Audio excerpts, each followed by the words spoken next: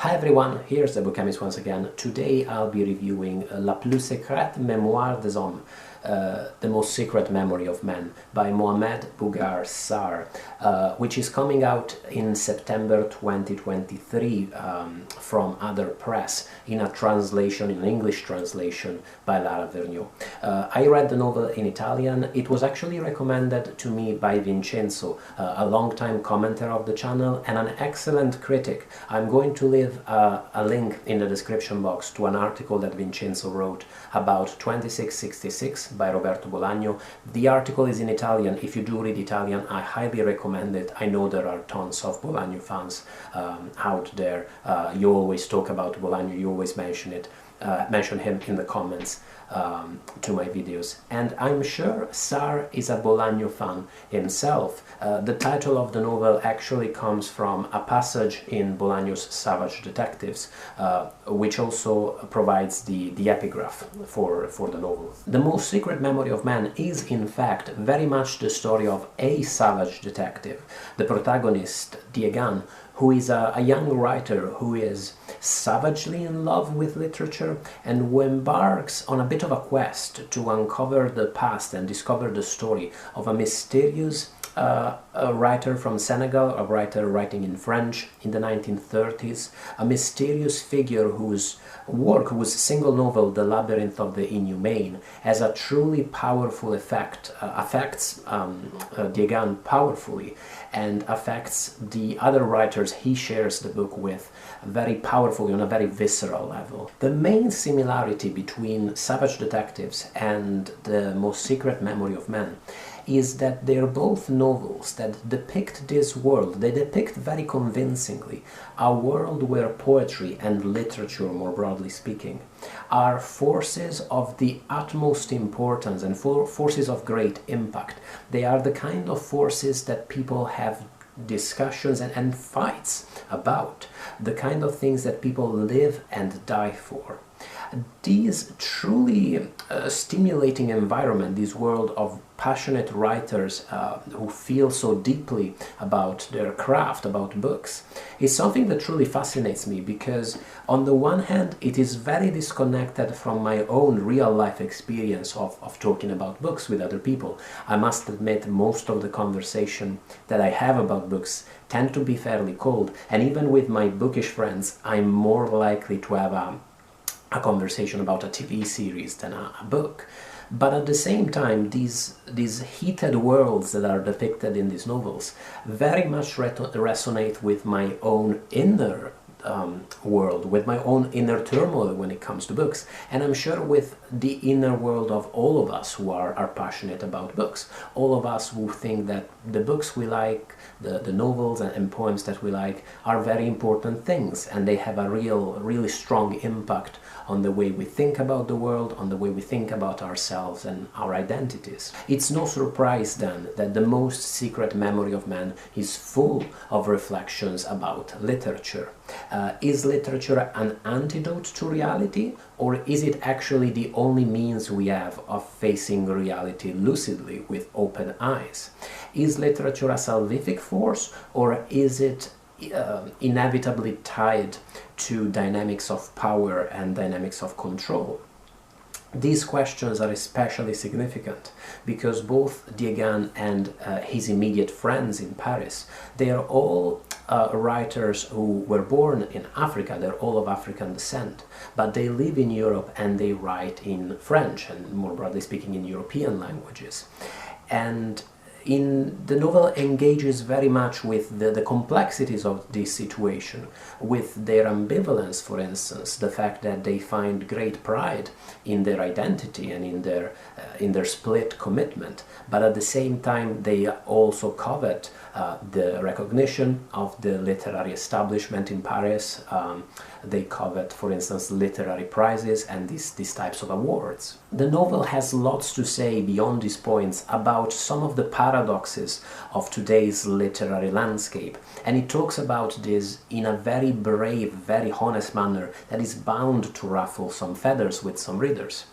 It talks, for instance, about the fact that some writers are basically untouchable. They cannot really be criticized even by reviewers because they have so many followers, because they are so beloved by hundreds of thousands of people, that speaking against these writers would mean incurring in the rage of these legions of fans and followers. It talks, for instance, about the fact that in the literary landscape, often writers, for instance, from the Global South or writers from the LGBT community are not really discussed in the press because of their works, because of what they write, but because of what they are. They are taken as archetypes of a specific type of human being. And the novel is very honest in talking about how distressful, how crushing this is for these writers, and how unfair it is, obviously, to their works. At times, the novel almost feels old-fashioned in some of its characters' reflections, and I suspect that it's gonna feel especially old-fashioned to English-speaking readers.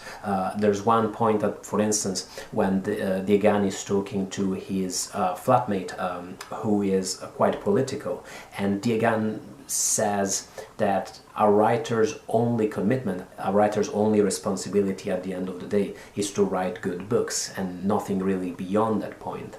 But the novel also relieves these reflections, all of its reflections, with other contradictory points, and shows the complexity of all these matters and of all these issues. In general, it is full of fairly complex, fairly high-sounding sentences about life, but it never feels like the book never feels like it's making a fool of itself, precisely because it shows how these statements, how these maxims can crush against the complexity of existence and of life, and against the unpredictability of people's emotions and people's reactions. Memory is also a fantastic book about life as an expat or a migrant, life as somebody who lives in a different country than their home country and who still feels a very strong connection to their homeland. As somebody who also loves his hometown and his home country very much, but lives and works in a different country, these reflections resonated very strongly with me, and they are truly stimulating and truly nourishing. One of them, for instance, I found to be really true. At one point, Diegan reflects on the fact that expats very often obsess over the physical distance that separates them from their homeland. I find myself often thinking that I wish I lived just that little bit closer to my hometown so that I could visit more frequently, whereas the true distance is not the distance in space but the distance in time.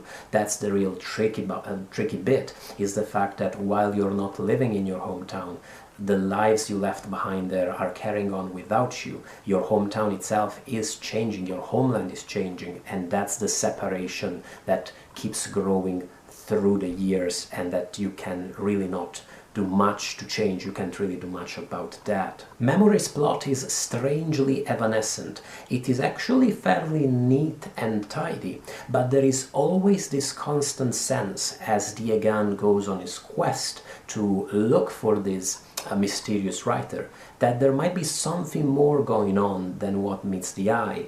At times the plot is almost invested with supernatural or even magical realist overtones, and this ambivalence I find truly stimulating, engrossing, and really fascinating. One thing I haven't mentioned is the fact that the kernel of the plot, the idea of an African writer who wrote a critically acclaimed novel in French but then disappeared, is something that actually is based on a real-life case. And I haven't mentioned it, I haven't talked about it, because it's not the kind of thing that is very important to me as a reader, but I can definitely see how it would be important to someone else.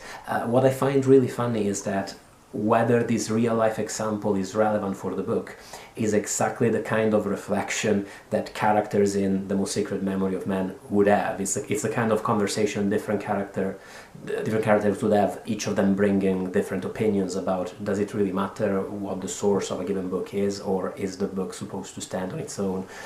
If you're interested in the source of the novel, I'll leave a link in the description box to an article in Public Books that talks at length about it. I couldn't possibly recommend The Most Secret Memory of Man more. It's a truly engrossing, truly stimulating novel. It's very nourishing, it's very captivating. I found its plot really addictive, its characters really convincing. It can be tender, it can be violent, and it can pull off all of these things in a very natural way, in a very convincing way. And it's truly stimulating in the full implications of its reflections of the conflicting worldviews that it proposes. It's just a great novel, and I'm really thankful to Vincenzo for recommending it, and I hope it finds great success in the English-speaking world too. It won the Goncourt Prize in France, and I'm hoping that it is equally successful abroad, because it deserves to be. Thank you so much for watching the review. I'm looking forward to hearing what you thought of The Most Secret Memory of Man. If you've read Sarr's other novels, I'm really curious about them. I'll try and track them down. And, well, thanks to my patrons for supporting the YouTube channel, and I'll see you in a future video. Bye, everybody.